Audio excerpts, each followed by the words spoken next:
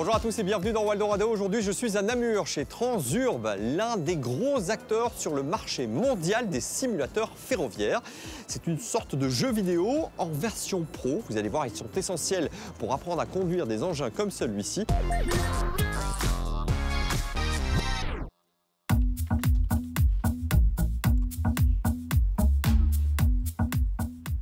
Bonjour Gauthier. Bonjour. Merci de m'accueillir ici chez Transurb. Alors moi je ne connaissais pas cette société, je vais la découvrir tout au long de cette émission. Dis-moi, Transurb, c'est quoi? Transurb est une société spécialisée dans le domaine ferroviaire où nous livrons des produits de simulation chez nos clients à travers le monde, mais aussi une expertise technique vraiment pour les aider à installer des systèmes complexes de sécurité. D'accord, concrètement, vous créez des simulateurs, c'est bien ça? C'est ça, exactement. Des simulateurs pour la conduite, mais aussi dans d'autres domaines. D'accord, qui sont vos clients? À part évidemment la SNCB, j'imagine. Donc évidemment la SNCB, la STIP, Delaine en Flandre et peut-être bientôt le Tech, mais on est une entreprise principalement axée sur l'international, donc partout dans le monde. Les opérateurs publics principalement, mais aussi par exemple des opérateurs miniers, vont nous commander des simulateurs pour former leur personnel à leur métier. Donc c'est pas une filiale de la SNCB ou de la STIB, c'est vraiment une société à part entière. Tout à fait. L'histoire de Transurb a commencé il y a 50 ans, lorsque la SNCB et la STIP et d'autres acteurs du monde ferroviaire belge ont voulu exporter la connaissance ou le savoir-faire belge à travers le monde. Mais depuis plusieurs années, nous sommes une société indépendante dont le groupe John Cockerill, que vous connaissez sûrement, a la majorité des actions. Pourquoi? Ça fait tout son sens. En fait, John Cockerill était la première entreprise du continent européen à développer une locomotive, donc en 1830. Et donc ça faisait tout son sens que nous, en tant qu'entreprise dans ce même domaine, nous allions ensemble avec John Cockerill. Et ça s'inscrit aussi dans le futur de la vision de John Cockerill, travailler pour la durabilité du monde, eux à travers d'autres activités aussi de l'hydrogène et nous à travers la mobilité et le ferroviaire. Donc si j'ai bien compris, vous créez des simulateurs, mais aussi des pseudo-jeux vidéo? C'est un peu ça, tout à fait. Donc, comme vous le verrez tout au long de la journée, il y a un aspect 3D, jeux vidéo aussi. Donc, c'est du serious gaming, comme on l'appelle. Donc, c'est vraiment apprendre aux élèves, aux conducteurs, mais aussi aux autres métiers, à travers une immersion vraiment réaliste, de réagir correctement à certaines fautes, pannes ou aux événements qui arriveraient dans la vraie vie. Et donc, cette formation, cette manière de faire intéresse nos voisins? Tout à fait. Donc, aujourd'hui, plus de 90% de notre chiffre d'affaires se fait à l'international. Donc on a des projets du métro de Medellín en Colombie ou le tram de Sydney par exemple qui achètent nos produits pour former leurs conducteurs. On va continuer sur les chiffres. Tu me disais 90% de votre chiffre d'affaires se fait avec des clients étrangers. Est-ce que tu as d'autres chiffres à me donner? Donc aujourd'hui nous sommes une centaine de personnes chez Transurb. On a des bureaux à Namur, à Bruxelles et en Algérie aussi. Et nous faisons plus ou moins 10 millions de chiffres d'affaires par an.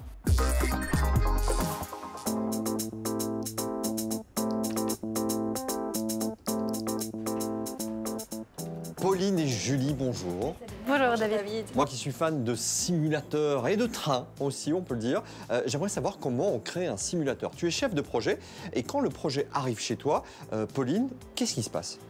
Alors mon rôle, moi, c'est de faire le lien entre les équipes de production en interne ici chez Transurb et le client final. Et donc on a différentes étapes dans un projet. La première en général, c'est la collecte des données. On fait ce qu'on appelle la vidéocampagne. Donc ça veut dire qu'on se rend chez le client, on embarque avec nous les caméras et on va filmer l'entièreté du trajet par lequel le tram ou le train passe. D'accord, donc vous collectez un maximum de données pour ensuite les ramener ici, j'imagine, à Namur. Oui. Mais pour en faire quoi? Nous, après, on va utiliser ces données pour essayer de reproduire au mieux aussi bien la 3D que le train. L'objectif du simulateur, c'est vraiment d'être le plus réaliste possible. Donc aussi bien au niveau de la 3D, du trajet qu'on va reproduire, des lignes de train ou de tram, que le véhicule en tant que tel. On va essayer de reproduire l'aspect pneumatique, l'aspect des courbes de traction au freinage, des distances de freinage, l'accélération. Ouais, c'est vraiment dans le détail. Oui, c'est ça, tout à fait. On reproduit tous les boutons qui sont disponibles pour le conducteur pour qu'il ait vraiment l'expérience la plus immersive possible. On parle de modélisation, et c'est là que Julie intervient, Oui. en tant qu'infographiste. Oui. Alors pourquoi c'est si important de modéliser toutes les images et toutes les données que vous recevez? Déjà, il y a, dans le simulateur, on peut choisir la météo.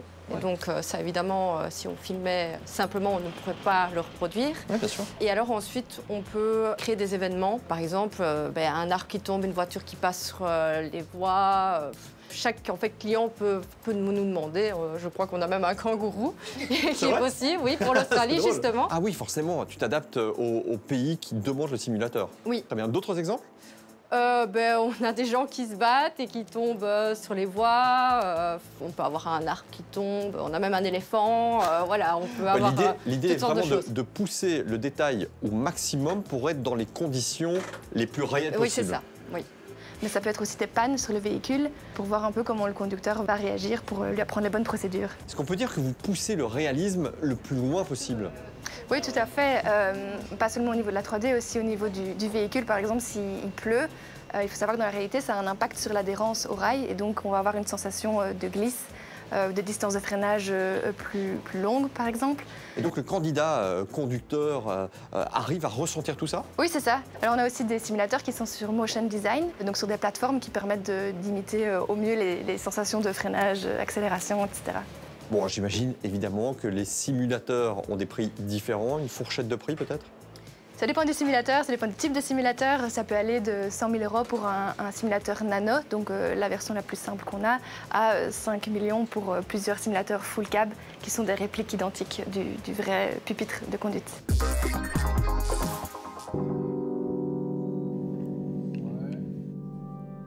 Bonjour Mathieu. Bonjour David. Recherche et développement, c'est ton secteur, tu t'occupes des logiciels ici.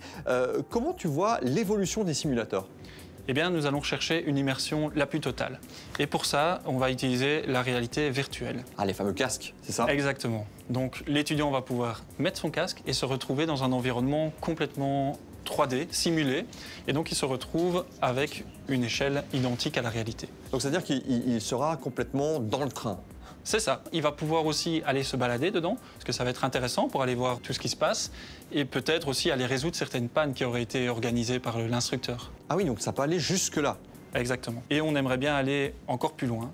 Et donc pour ça, on va utiliser la réalité mixte, c'est-à-dire mixer l'environnement virtuel avec des vrais manipulateurs. Donc des vrais joysticks, c'est ça que tu veux dire? Exactement. Donc l'étudiant va se retrouver dans un environnement 3D, mais il va voir aussi le vrai manipulateur, donc il va pouvoir le prendre en main, vraiment comprendre la sensation qu'il a quand il va commencer à accélérer ou à freiner, pouvoir appuyer sur un bouton de secours. Alors en parallèle, vous travaillez sur d'autres projets, j'imagine? Bien sûr, on a des projets de recherche et développement, dont un qui s'écarte un petit peu du milieu ferroviaire et qui est avec le pôle de compétitivité logistique in Wallonia. Et donc le but là, ça va être de regrouper différents étudiants qui se trouvent physiquement à des endroits différents dans une même pièce. Et donc ils vont tous avoir un casque. Ils vont se retrouver par exemple dans une salle d'opération. En plus du casque de réalité virtuelle, chaque étudiant va en plus avoir différents capteurs pour capter le pouls, la transpiration, l'humidité de la peau, etc. Et donc ça va nous permettre de savoir comment s'est comporté l'étudiant. Est-ce qu'il a été plutôt dans un état de stress? Est-ce qu'il s'est senti jugé par les autres personnes qui étaient là? Et donc, ah oui, donc ça va vraiment super loin. Donc c'est un simulateur de gestion de stress en fait. Exactement. Ça va permettre vraiment de voir quel était le stress de l'étudiant à ce moment-là. Ah, le futur va être quand même assez impressionnant, je crois. Alors on a de l'avenir. Super.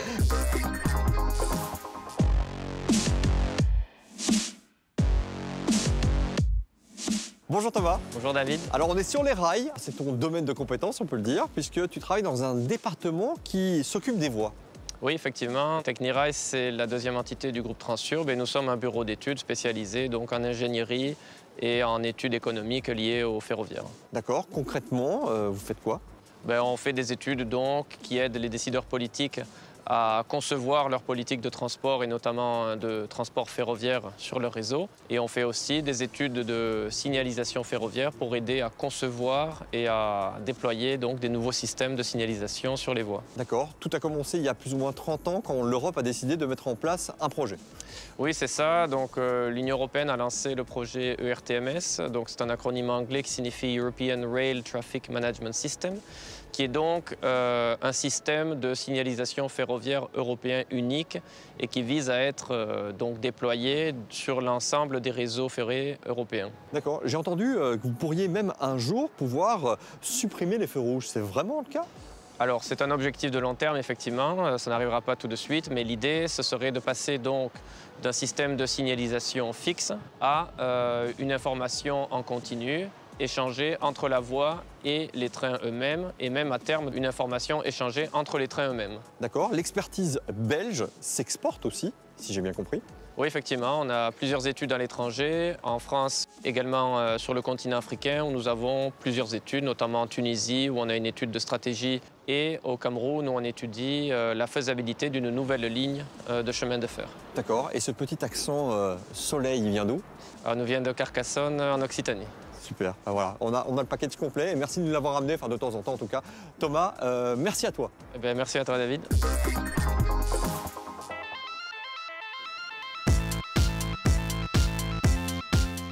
Gauthier, on arrive à la fin de l'émission.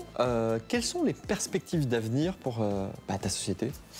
Donc aujourd'hui, nous sommes déjà leaders au niveau des simulateurs mondiaux, avec des beaux contrats en Suisse, en Allemagne pour la Deutsche Bahn, en France pour la SNCF. Mais on veut continuer à grandir, évidemment. Il y a les États-Unis, où nous ne sommes pas encore. Il y a un axe stratégique de s'y implanter. Et puis on continue à travailler sur notre efficacité en interne. Et comment vous arrivez à vous positionner justement dans un secteur qui est apparemment concurrentiel?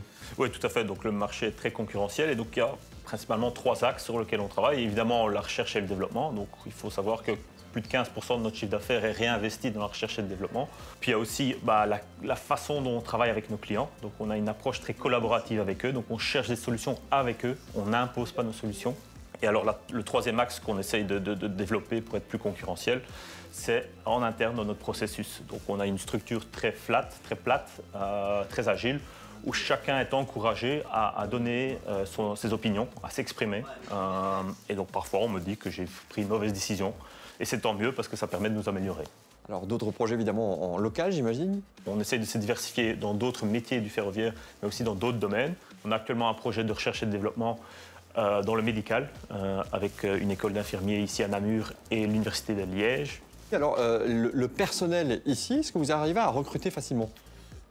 On arrive à recruter. Bon, le marché de l'emploi, pour le moment, reste tendu, surtout pour tout ce qui est ingénieur et informaticien. Mais on trouve encore des gens qui veulent travailler chez nous parce qu'on a une certaine attractivité, le produit, mais aussi l'aspect international. Et je tiens à dire aussi, c'est que dès qu'on est arrivé ici, il y a du sourire partout. Tout le monde a l'air heureux. Non mais c'est vrai, regarde. Ça, c'est parce que vous êtes là.